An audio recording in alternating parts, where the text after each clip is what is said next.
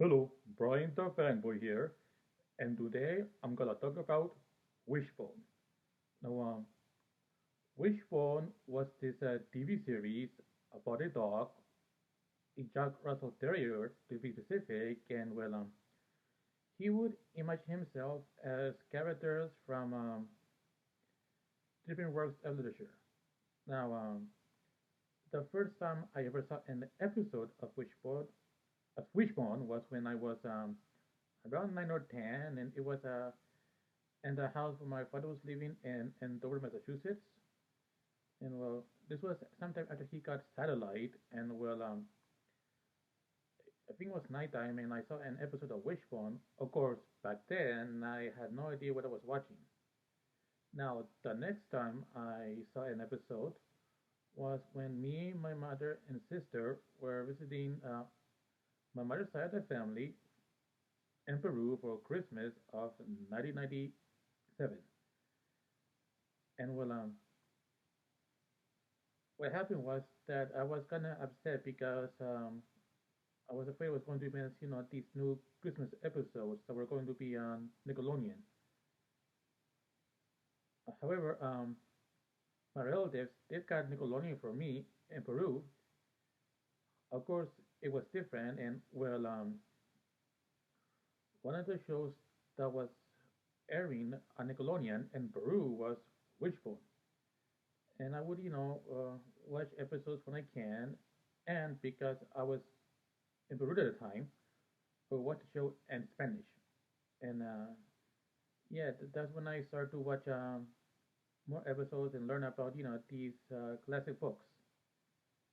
Now, sometime after me, my sister and mother got back to America in the middle of January of '98, sometime after that, I found episodes of Wishbone on PBS Kids, and since we're back in America at the time, I got to see those episodes in English. And after watching those episodes, it got me interested in reading classic literature. Um, about the show, like I said before, it's about a Jack Russell Terrier named Wishbone, and he lives with a boy named Joe and Joe's mother Ellen, and they live in a town called Oakland, which is in Texas. Of course, now Oakland, Texas is a fictional town, so it doesn't exist. Well, anyway, oh, and the interesting thing is that the people who play Joe and Ellen are real life mother and son. So whenever Joe refers to Ellen as mom in the episodes, it's not acting because that's his actual mother.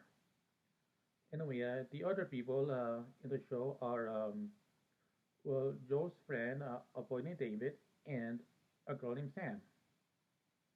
Oh, and David has a little sister named Emily.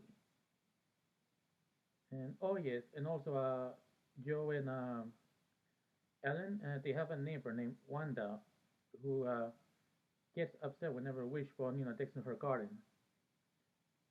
Now, anyway, to the premise of the show, well, yes, like I said before, it involves Wishbone acting as, imagining himself as different characters from classic literature, and the audience are the only ones who, can hear him talk, or at least, read his thoughts. And each book that the episodes would have would also have to do with, what's going on in the episode, a dilemma or an event, whatever's going on outside the books, in which one's life or the people he knows. There's always a book that has something to do with it. And some of these books are, let's see, Tom Sawyer by Mark Twain, Oliver Twist by Charles Dickens, Romeo and Juliet by William Shakespeare, The Odyssey by Homer, and there are so many others.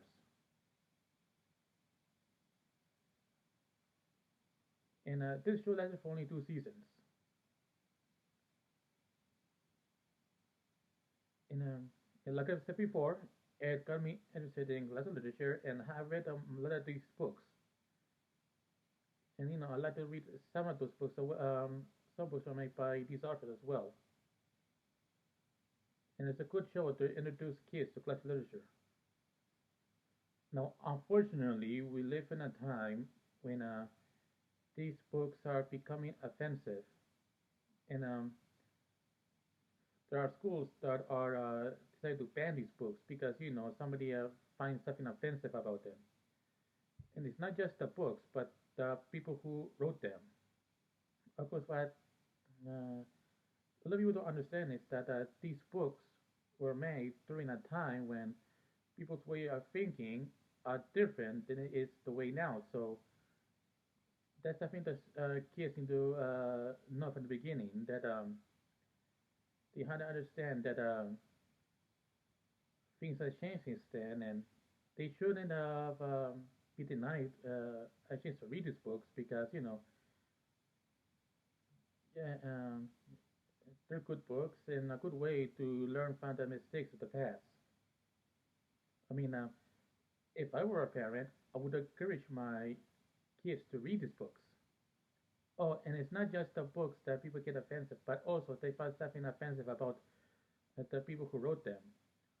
Of course, these people were living a time, like I said before, when people's thoughts were different than it is before, than it is now. And a lot of these books were made to challenge what was uh, the social norms at the time. I mean, so if you ever get a chance, I mean, if you were a parent, then it's good to encourage your children, to read these books and introduce them to these classic works. So yes, another thing about Wishbone, if I could mention that I mean the TV show will the- from what I learned is that there are different ways of telling a story, like not just by writing and putting in a book, but performing, dancing, singing, you know even my videos is my way of telling a story. Of course, the stories I tell are the ones about how I was introduced to the things and why I like them. So yes, I think that's all I can say about Wishbones. And oh yeah, also if you ever find episode of Wishbone online, maybe on YouTube or anywhere else, you can look them up. And if you have kids, then it's good to introduce that to them. So they will get a chance into wanting to read classic literature. So yeah, I think that's all I can say about Wishbone in this video. And also, please subscribe to my channel because it will help me a lot. And also, please share this video on social media like Facebook, Twitter, or whatever. So that's it, and I'll see you next time. Bye.